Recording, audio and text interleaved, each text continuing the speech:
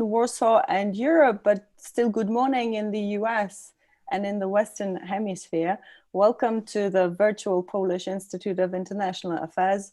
I'm Patrycja Sasnal, I'm the head of research at PISM. We're live streaming on YouTube, on Twitter, and on Facebook. We're here for a seminar about America's engagement in a Europe whole and free.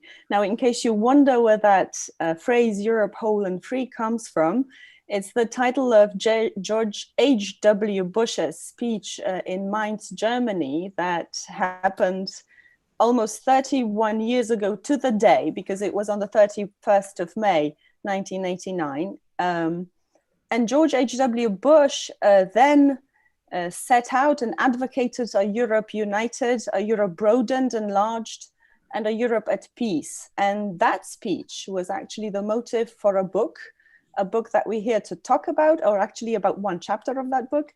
But the book, Europe Whole and Free, you see it there on the screen, co-edited by Sławomir Dębski, one of our panelists today, and Dan Hamilton, who actually could not have been with us here today.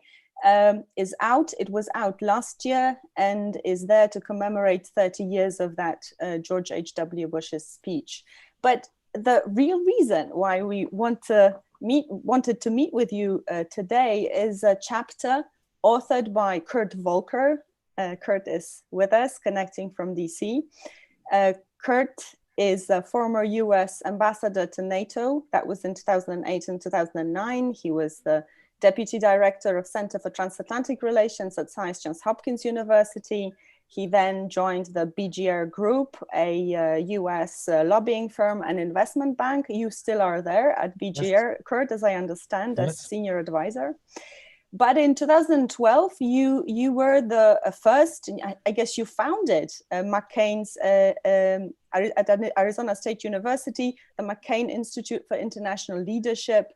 Mm-hmm. And you were the director until 2017, when you became the US special representative to Ukraine, from which position you resigned in September last year. Sure. So I think your commitment, all we know about your work is for NATO and for transatlantic relations. And I guess your commitment to transatlantic relations is best epitomized by the fact that apart from English, you speak 3 European languages. It's Hungarian, Swedish, and French. Yes. Welcome, Kurt. It's great to have you. Thank you so much. Thank you so much. And Georgian is next. Wow, right. Fingers crossed. Not an easy one. Not an easy one.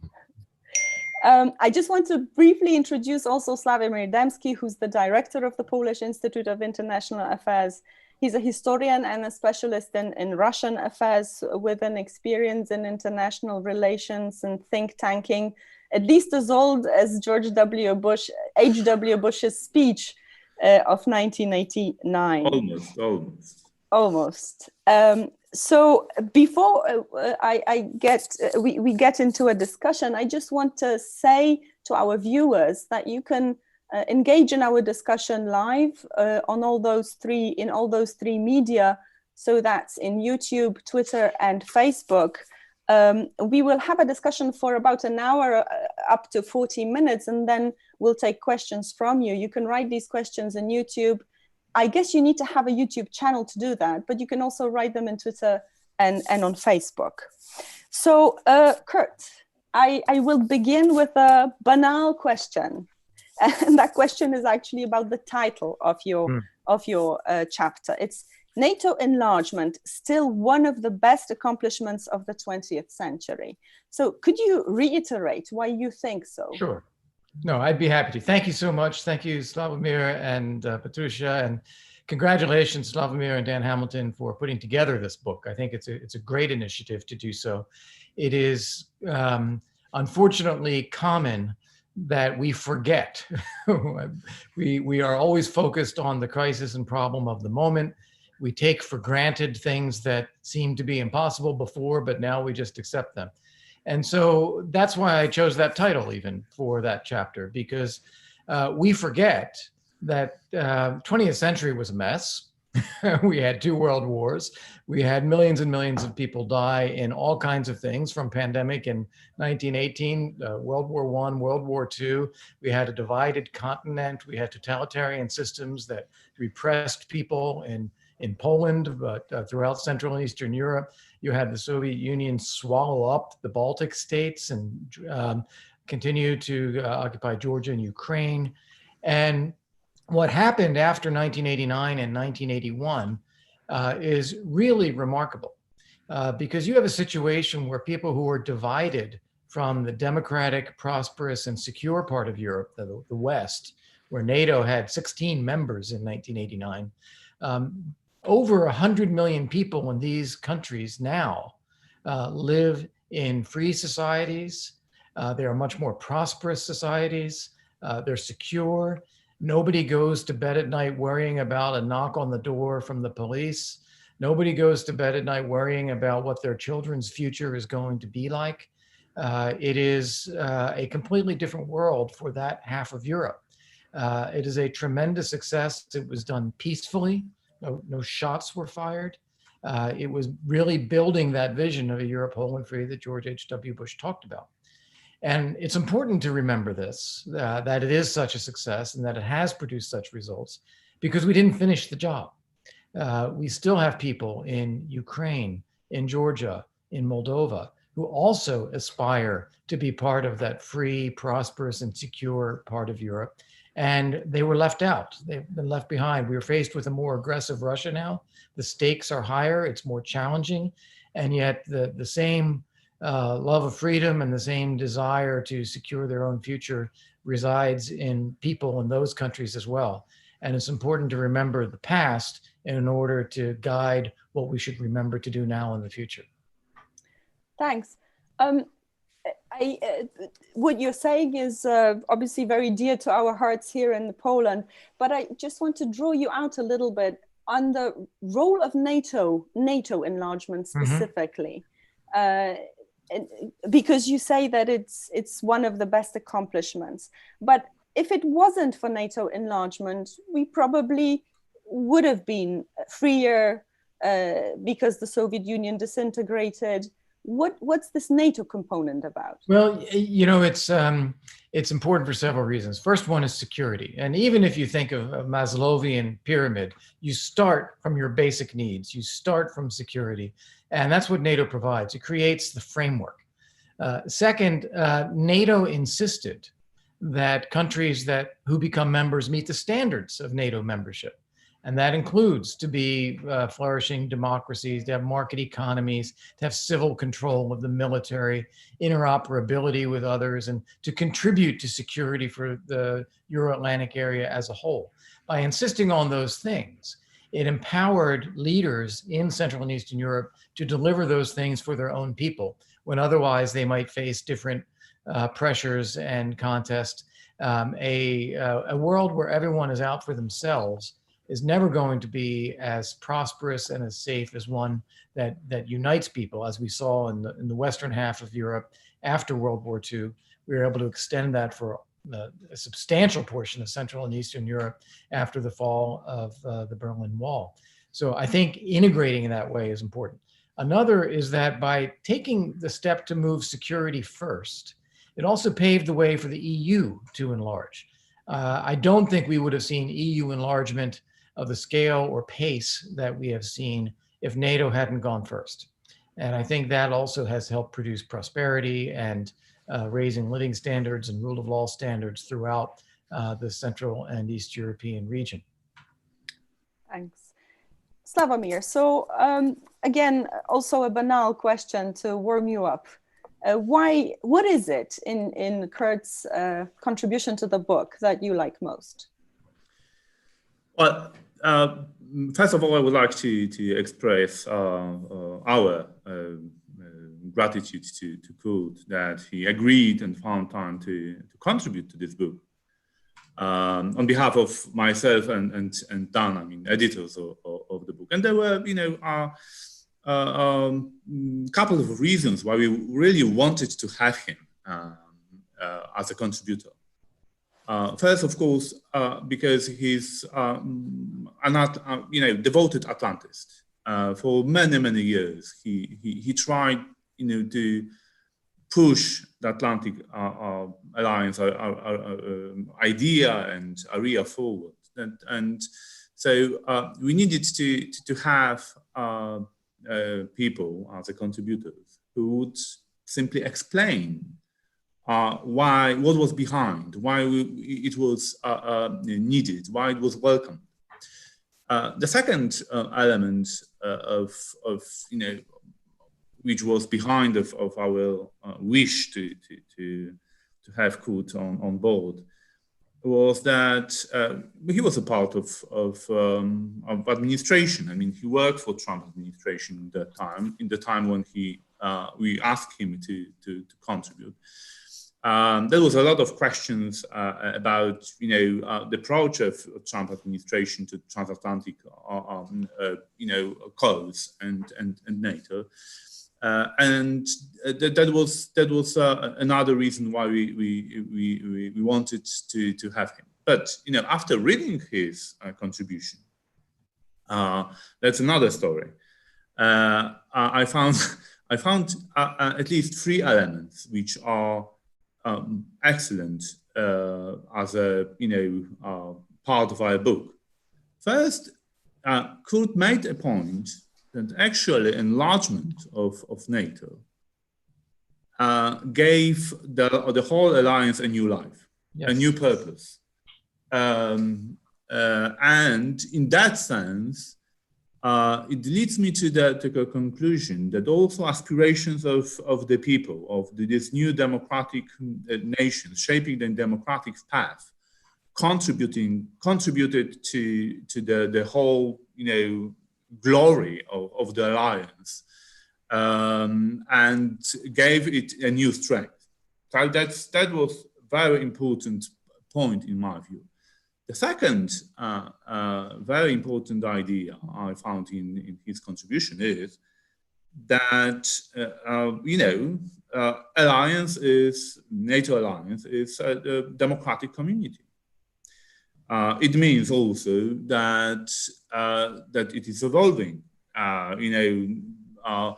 It is democratic process is a dynamic one.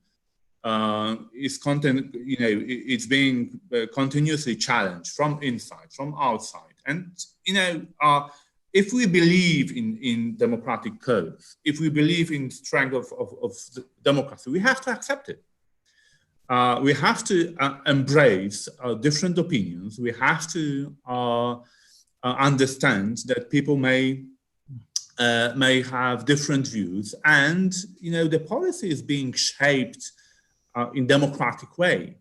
And this leads me to the last very important element, which was not directly, explicitly stated by Kurt, but I do something somewhere behind. And actually, the international order we managed to create in the last 30 years, we managed to do that because of bipartisan consensus, both in the United States and also in the countries aspiring to become a member of NATO and the European Union. Except Mečia in Slovakia, we didn't have any, powerful politician, first figure, round politician in Central Europe, who would claim that what we need is to obtain a status of neutrality. Those societies really wanted to become a part of the West and NATO. And that's my last sentence for now. And NATO was an institutional emanation of the West, of freedom, of the free world, and people wanted to be free in joining NATO, in the sense also reframing their aspirations, their identity, and they opted for the better future as well. Thanks. I guess we started off with those big topics and big themes, democracy, freedom, free world. So staying in that vein, I have a question to you, Kurt. So in your recent commentary for an Estonian think tank, ICDC, you argue that for the free world to formulate, and here I quote, a vision for advancing freedom, prosperity, and security to counter authoritarian states. Yet, you know, some critics would argue that the free world should first get its own house in order. So some would point to the behavior of the Trump administration, some to the deterioration of democratic standards in some European countries. So how would you respond to that? Should we first get our own house in order before we propagate these values, or we should just do it regardless? Right. That's a great question. I think that they're inseparable. We do have to get our own house in order, each of us and collectively. And we all have problems. And one of the points in the article or the chapter in the book that Slavomir highlighted, I want to come back to, it's that there's a tendency in the part of Western Europe largely to look down at Central and Eastern Europe as immature systems and they're maybe not fully developed as democracies, and to assert that Poland or Hungary or others are heading off of a democratic track. And I think, as he said, we need to be more open-minded about the choices that people make within democracies, embrace a diversity of ideas, as long as we remain anchored on the same values. And I think that's true of the United States as well. There are fierce political battles going on in the United States. As you know, there is an effort to impeach President Trump, and he has fought back against that very voraciously. I think we need to take a deep breath on the battles, remember what our fundamental values and beliefs are, and see that we actually share these with countries in Europe, Central Europe, Western Europe, Canada, even Japan, Korea, Australia. This is a democratic global community. What we face is a situation where we need to get ourselves together at home. But if we do not get ourselves together internationally as well, others will. China is already seeking to emerge from the pandemic with a strengthened position, asserting its economic capacity, asserting military capacity, Russia doing the same as well. So if we don't act, and soon, I think we're going to face a world where authoritarians are setting more and more of the terms on the geopolitical agenda, as opposed to democracies doing so. Mm-hmm. Okay, let's go back to our topic, which is America's engagement in a Europe whole and free.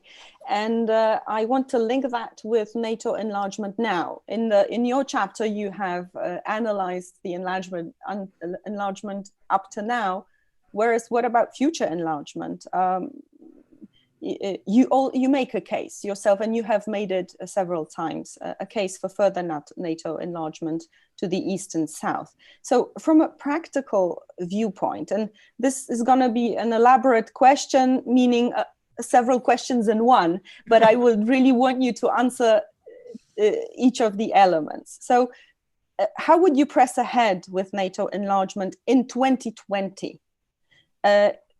And further down the road. This is especially about fulfilling the Bucharest summit commitments to Georgia and Ukraine. How to convince allies that this is needed. And once you convince them, how to manage the security dimension and the inevitable rise of tensions with Russia. Okay, it is a complex, it's a complex question. I'll take a stab at it. Feel free to come back at me. I will. But first off, to get to your point, how do you do this in 2020? I think the most we can hope for now is for NATO to reiterate meaningfully that we remain open to new members. This has been stated in a very perfunctory way, every summit meeting, every ministerial meeting since 2008, and no one believes it. And so I think that NATO needs to give this some depth and meaning again, to give a real hope that we will eventually get there. Second thing is that we need to link this, as I just did in my comments earlier, to the aspirations of people. This is not encirclement of Russia. This is not seeking a conflict anywhere. In fact, each of these countries is facing a conflict already. It is about helping human beings in each of these countries who share our values of freedom, democracy, market economy, rule of law, human rights, helping them to achieve those things and helping them to do so securely so that they don't have to worry about their futures. This is something that all of us in the West and in Central Europe now, in the United States, we have that luxury. The people in these countries don't. And so we really need to think of how can we be true to our own values and our own selves if we are indifferent to the plight of people who also share those values and who don't have the same sense of security that we do. A third thing is that this is not directed against Russia. It is about protecting people and space where freedom, democracy, market economy, and so forth can flourish. And we hope that someday Russia can be part of that community too, that Russia also becomes a democracy, that Russia also takes care of its people, that Russia also has growing prosperity for the majority of its people, and that it contributes to security rather than occupying its neighbors' territory and killing them periodically as they do in Ukraine. So we need to see this as not an anti-Russian thing. And the final point, which is a part of your question, even though you didn't say it explicitly, one objection you get from West European countries in particular is, well, how can we bring these countries into NATO when Russia occupies part of their territory? Won't that immediately put us into a conflict with Russia? And I think we need to address that proactively. And the way to do so is to reach an agreement with each of these countries that there will be no retaking of occupied territories by force, no first use of force by that country or by NATO. We fully stand by the sovereignty and territorial integrity of these countries, including even Crimea in Ukraine, as well as the Donbass. But we support only the peaceful reintegration of these territories. If we take that issue of potential Article 5 and conflict off the table, there's no other reason why we should not be working together with these countries toward their eventual NATO membership. They still have a lot of work to do domestically. There's no question about it. Poland did a lot of work in the 90s to qualify for NATO membership, and Ukraine and Georgia still have a lot to do. But nonetheless, we need to be serious about helping them get there. Slavomir, would you like to comment also on NATO enlargement? Yes, I believe that if we really believe in the cause of behind NATO, we should be open to aspirations of others to join the club. If they fulfill our criteria, if they fulfill all required conditions, that should be stated very clearly, that the doors are open. And I fully agree with Kurt that we cannot agree to accept the kind of the notion that Russia uses unilateral force against its neighbor to block these aspirations, to block these countries joining NATO or European Union. We have to also remember our NATO experiences from the past. Russia tried to block aspirations of the Baltic states. It was the question of the limitation of the border issue. Russia tried to put on hold these negotiations about the limitations, just to block the process of enlargement of NATO toward the Baltic states. And what we did actually as allies, we said that we accept the Baltic countries, regardless this, unsolved issues of delimitation of the border with Russia. So that's exactly the way how we send the right message that, ladies and gentlemen in the Kremlin, we would not accept this kind of the tricks from your side to prevent these nations to become part of democratic family. That's one thing. But also, there is something that should be done, in our house. I believe that we should, enhance our inside alliance debate about the future of the alliance. We should understand that there are new challenges ahead of us, including China, including Russia. We need to find a way how to talk about challenges coming from China in NATO, because that's we are living in global world. However, China is mainly a Pacific power, but we cannot exclude that one way or another Chinese interest may be a subject of discussion, of debate inside of NATO, and we should not be afraid of that. We are a democratic society, we are a democratic community, and we should only find the ways how to frame this debate in the way which could enhance the cohesion of the alliance. Avoiding debate would not contribute to this end. I'm sure Kurt would have a lot to say about relations with China. If you want to immediately comment on something, please do, Kurt, although I want to talk a little bit about the condition in which NATO finds itself in now. Well, I was going to go there too, so maybe I'll say something and you'll frame it the way you want to. But sure. One of the things I think we've learned through the coronavirus crisis is that threats to security are really indistinguishable, whether they are military or cyber or information, or even disease. That the security for our people is an undifferentiated need across a full spectrum. And what Slavomir just said, I completely agree with. NATO needs to think holistically about security and ought to be the forum that all of us use for consultations about this more broadly, not just emphasizing the military component, although that's important. Okay, so now for the big topic. Last year, famously, President Macron warned that NATO experiences brain death. So it seems that he meant that NATO's body is moving, but NATO is no longer in a place where high-level strategic discussions happen and where the thinking happens. In response, NATO launched a process of strategic reflection to improve political consultation. So what's your view on Macron's criticism?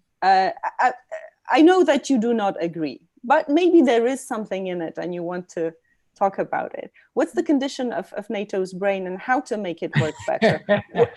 Well, what would you advise the reflection group? Yes.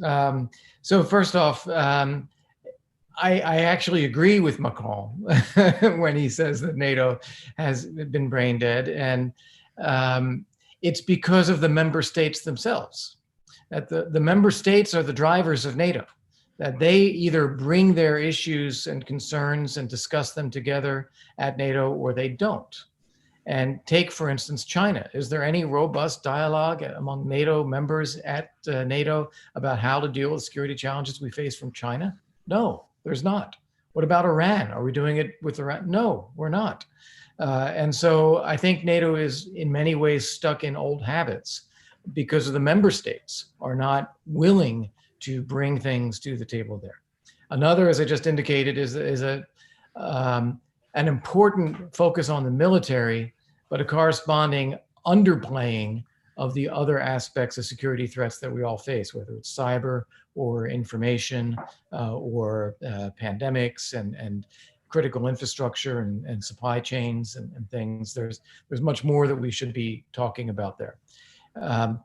If I could advise the reflection group, and I have to say Wes Mitchell is co-chairing this, a good friend and former Assistant Secretary of State, and Wes and I have had a chance to discuss some of these things.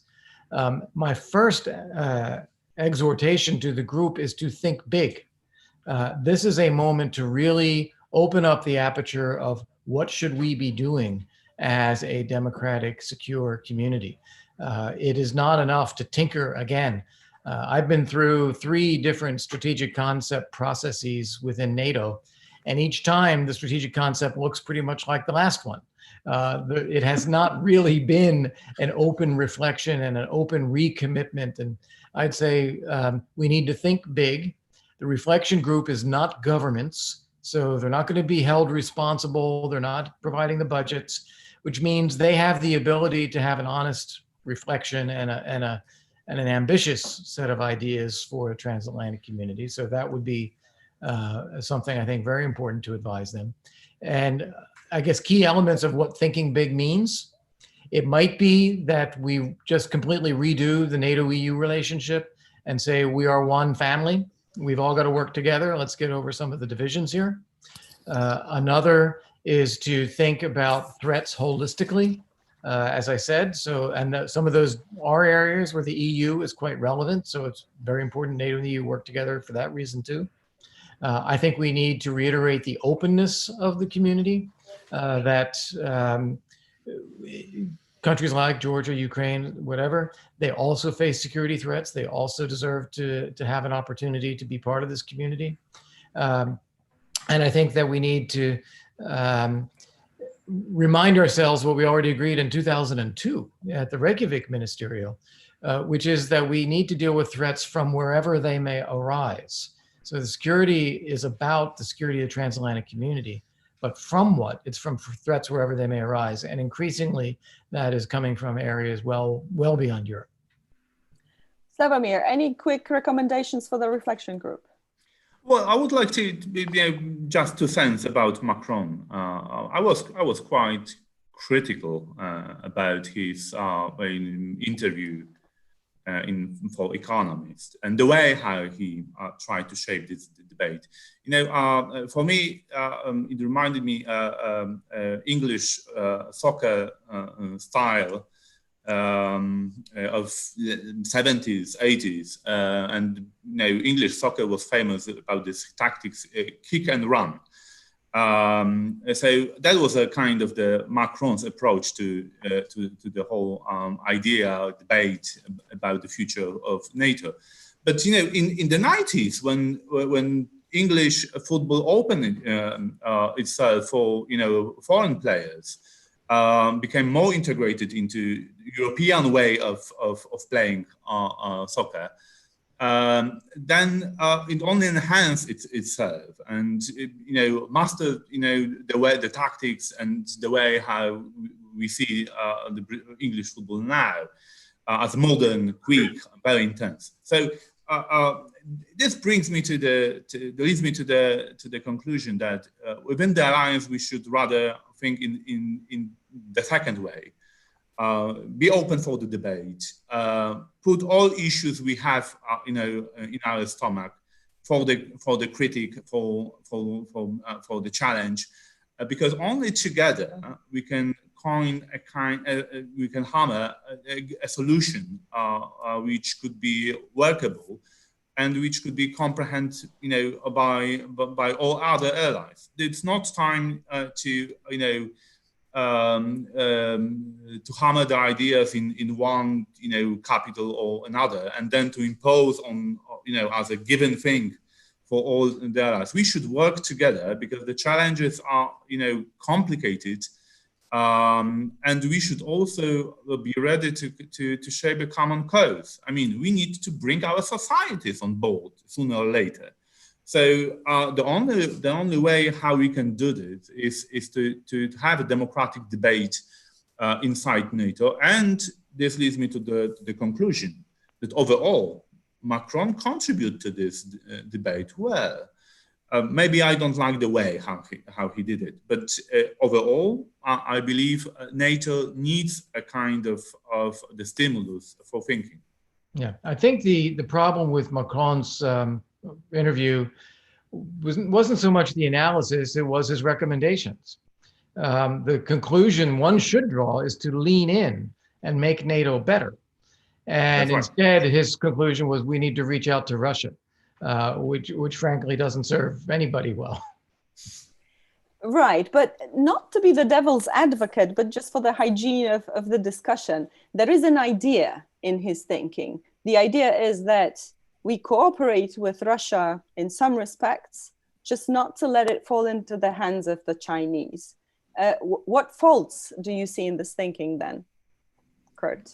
Well, first off, yes, we should be willing to work with Russia where Russia is willing to be constructive. And so there are fewer and fewer cases of that, but we should always be open to that. We don't have an innate antagonism toward Russia or Russians, but we have to be honest about policies. If Russia is invading its neighbors and taking their territory, we're going to oppose that.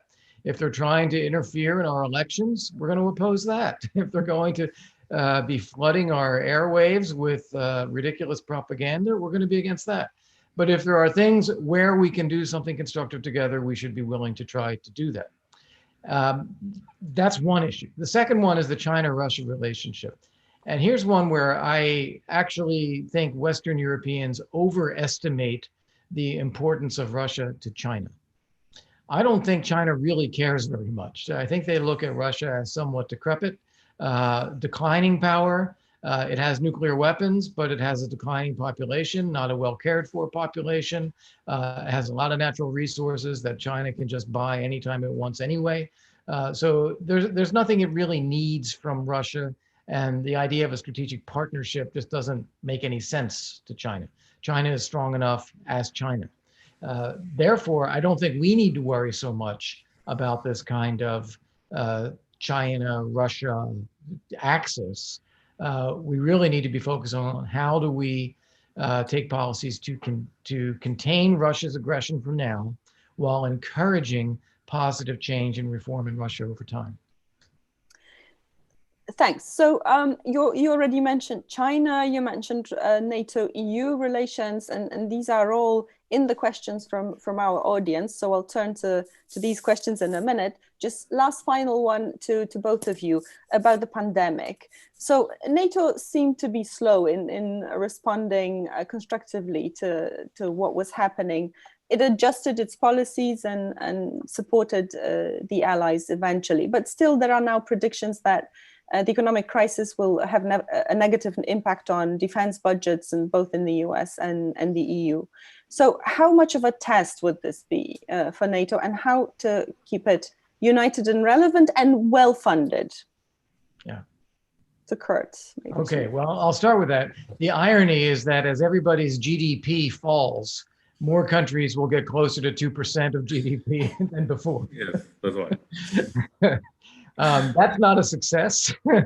So we need to think in terms of capabilities. 2% is always a good benchmark in normal times, but I think what's important is the capabilities that nations bring to the alliance. And these need to be discussed, defined, and they need to be real. Oftentimes, nations would commit capacities to NATO, but then not actually develop or fund them sufficiently themselves.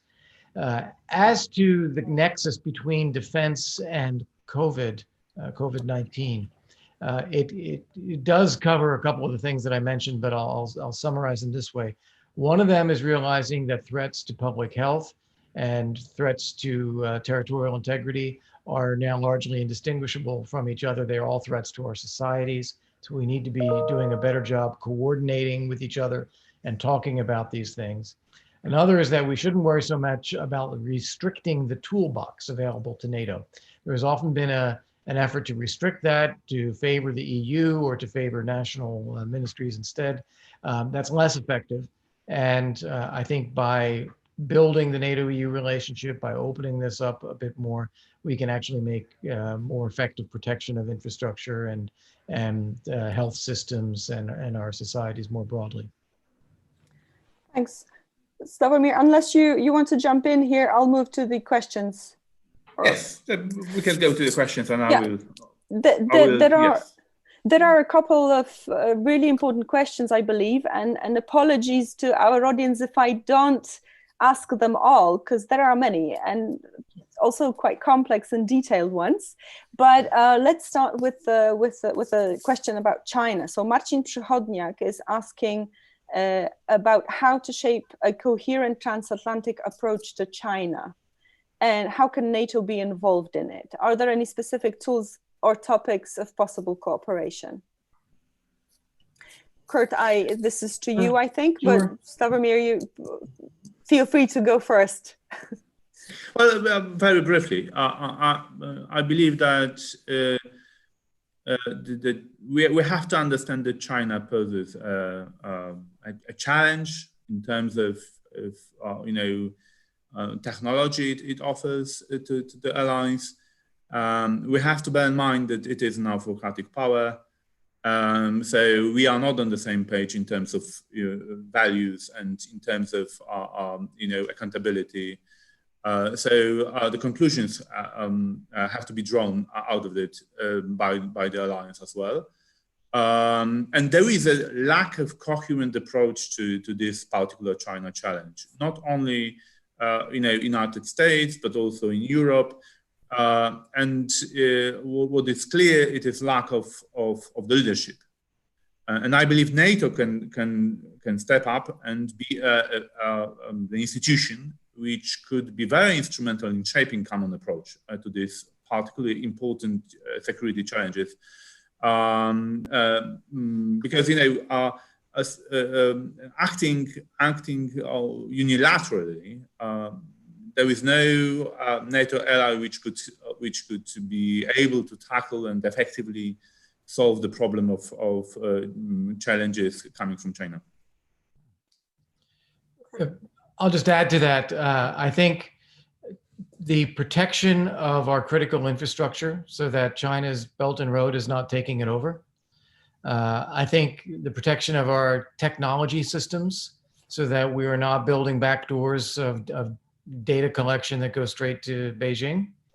I think the supply chains, if we identify critical supply chains that we want to be sourcing from within a democratic global community as opposed to sourcing from authoritarian states or those that are not providing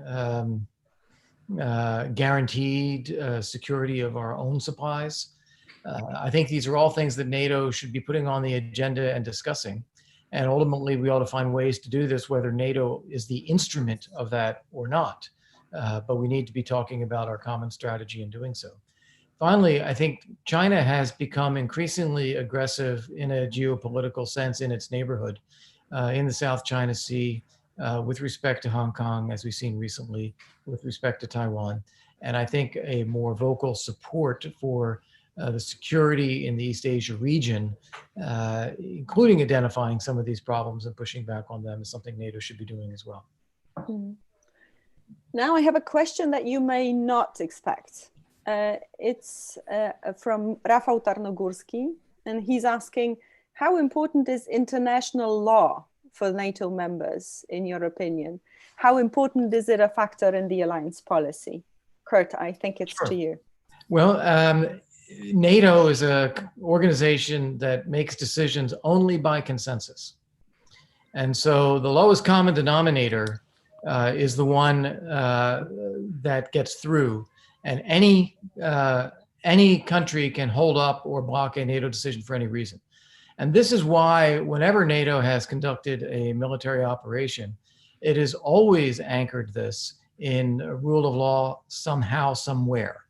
In the case of Afghanistan, it's the UN Security Council resolutions there.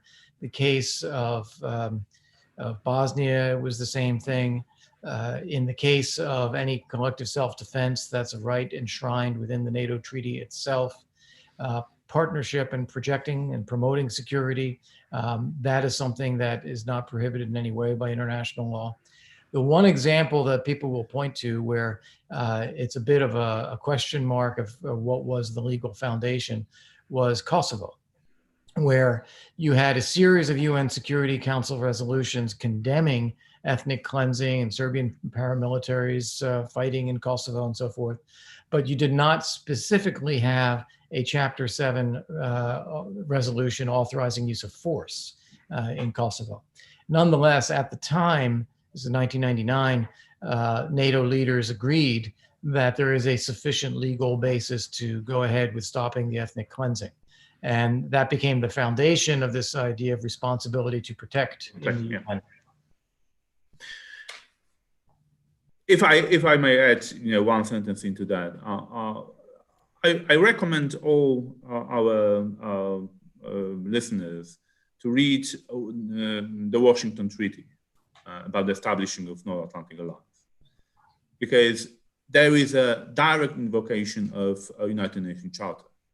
The alliance was created as an instrument for collective defense. It was prescripted by the Charter. It is a defensive alliance, so created to protect peace in transatlantic area. So there is a direct link, in my view, between international law, United Nations Charter, and the alliance goals.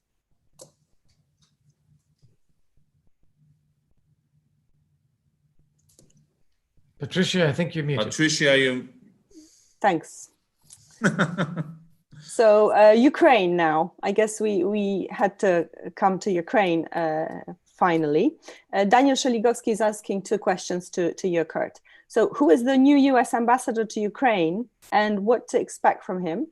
Mm-hmm. And then should the US appoint a new special representative on Ukraine and resume talks with Russia? Right. So first off, General retired Keith Dayton has been nominated to be the next US ambassador to Ukraine. He's awaiting his confirmation hearing in the Senate now, so we don't know exactly what the timing will be of him getting out there. He's a retired US general. He has led the Marshall Center in Garmisch for the past several years.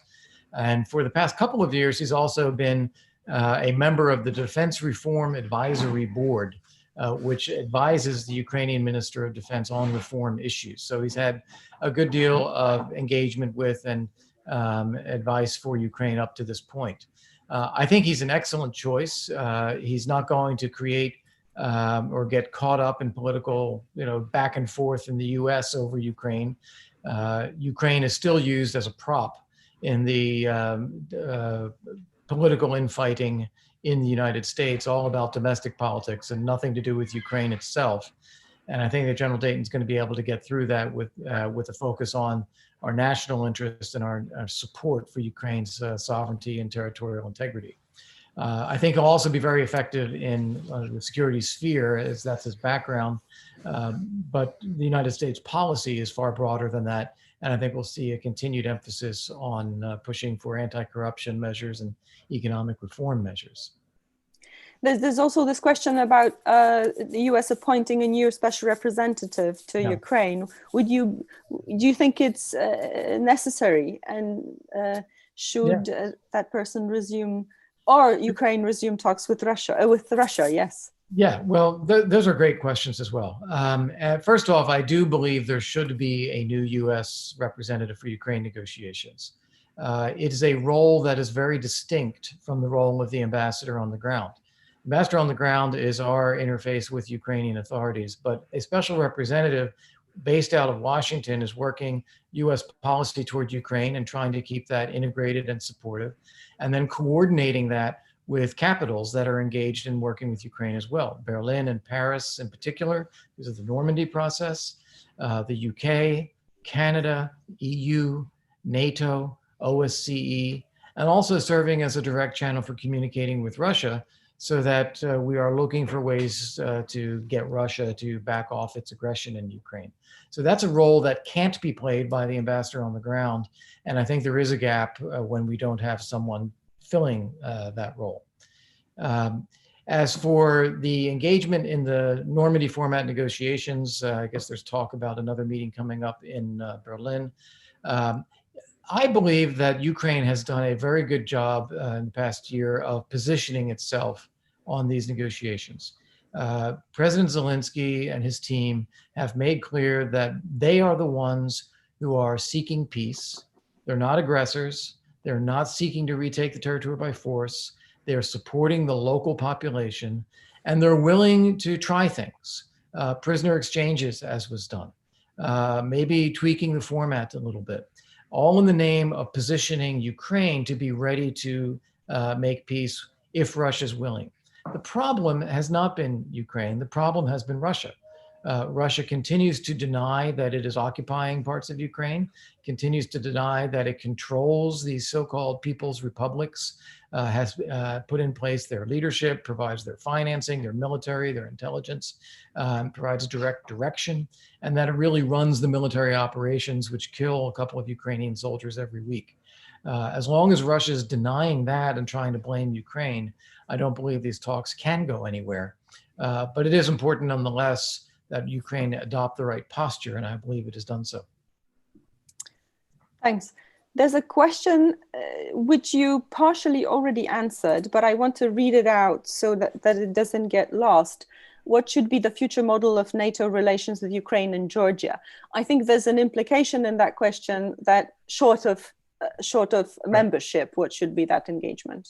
Right. Well, I think the first thing is to reiterate the willingness to see Georgia and Ukraine and any European democracy that meets the standards of membership as a NATO member. So that commitment has become, I'd say, unimplemented or seeming to not be real anymore. And so I think NATO needs to reiterate that. And then there'll be a period of time between now and when those countries are ready and NATO is ready to admit them.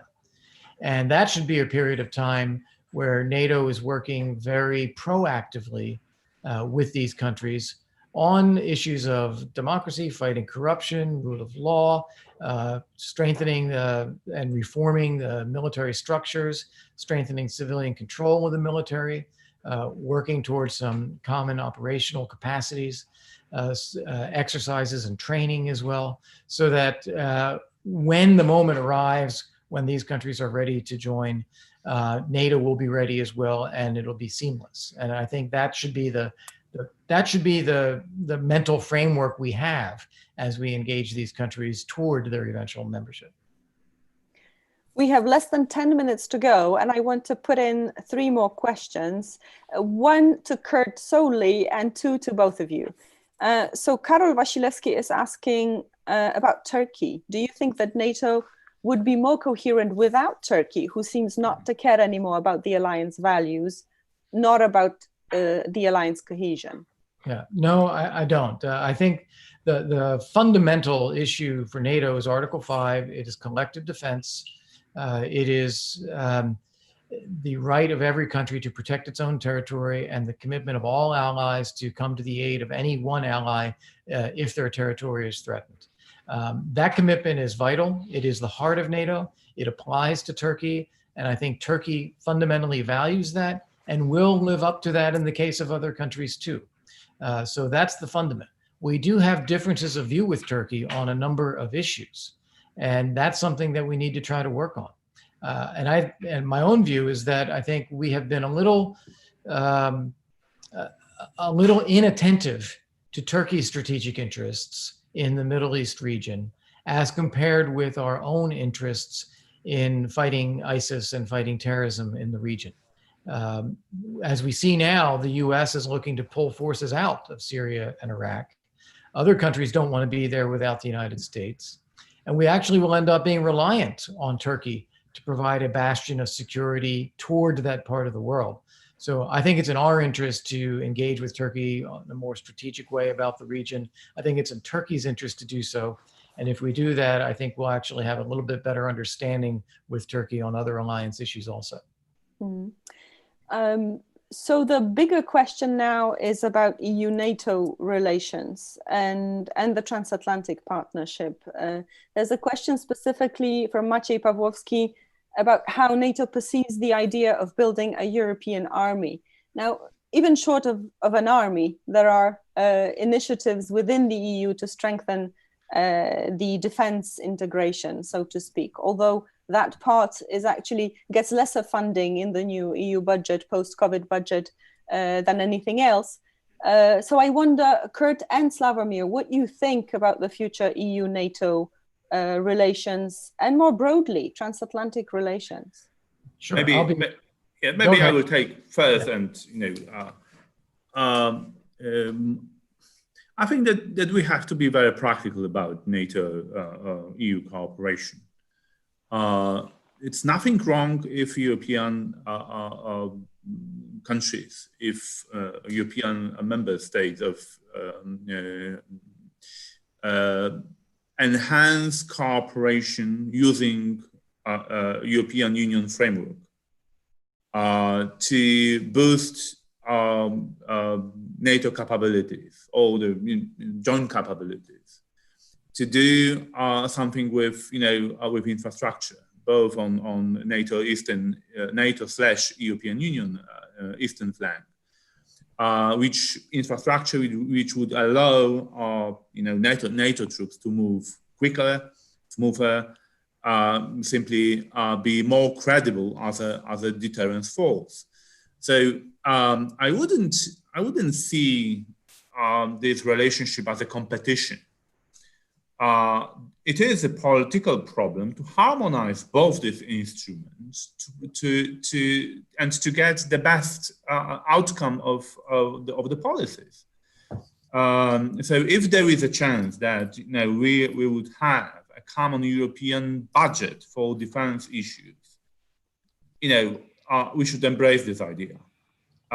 If we can make the alliance more coherent, more capable, more ready for action, I wouldn't see European Union aspirations to have a say, to have to contribute more to this end as a contradictory to NATO cause. Yeah, I'll be very quick. One problem NATO does not have is too much military capability. And so if the EU is going to produce new capability, that would be welcome. If it's just shuffling pieces around on a piece of paper and a few new headquarters, that's not capability. So that's a waste. But if it's new capability, we can figure out how to work with it. Okay, but so for the finish and by way of a conclusion, I would want both of you still to address the issue of broader transatlantic relations. These have not been in the best of shapes recently. Now, if you were to give one recommendation, maybe Kurt, you to the Trump administration, and Slavomir, you to the Europeans, on what to change so that this relationship is better, what would you say? Great, thank you very much. Before I answer that question, I want to say something on U.S.-Poland as well. It has been delightful to watch during the Trump administration how the U.S.-Polish defense cooperation has improved and expanded, the basing of more U.S. forces in Poland, and the projection of capacity from Poland for the protection of the Baltic states as well. I think this has been an outstanding development, and I just hope that we see that continue. We're in the midst of a negotiation on a defense cooperation agreement, and I believe that it can be done successfully, and I believe that if it is done successfully, if we both think big and think about the goal, we're going to see a substantially greater U.S.-Polish relationship even in the future. So that's a point I wanted to make on the bilateral. On the wider transatlantic, if I could give one piece of advice to the administration, it's that the US and Germany have to sit down and figure it out. We have a terrible relationship now, probably the worst relationship with Germany that we've had, certainly in my memory. And if there's anything we want to do, whether it's NATO, whether it's EU, whether it's trade, whether it's the Middle East, whether it's Russia, whether it's Ukraine, whether it's automobiles, we need to work with Germany. And I would strongly advise that we take advantage of the moment after the coronavirus pandemic to have a fresh start with Germany, have a summit meeting, put everything on the agenda, and then think big about what we can accomplish. And my goal would be a transatlantic investment, growth, and resilience pact, where instead of talking about trade, which is often hard and often brings in other issues, let's talk about growth. How do we get the transatlantic community and the transatlantic economy growing again after the pandemic? And the US and Germany can play a leading role in doing that. Great. Slavomir? I would have very simple recommendation, which I believe goes very well in the line of what Kurt has just said. My recommendation to European nations would be the following. If you launched your domestic debate about defense, security, spending, capabilities, international law, whatever, think about allies. You are not alone. This debate, your domestic debate, sooner or later would have the consequences for other allies. So you should also think ahead, invite them to this, to your own thinking, because only in this way we can shape effective response and enhance cohesion of the alliance, which actually is one of the most powerful deterrence power we all have. So, you know, our power is unity. So we should try to strengthen this unity and cohesion of the alliance. That's a great sentence for a conclusion. We've come full circle from Mainz, Germany, 1989 to Kurt's recommendation on Germany, US sitting together in 2020.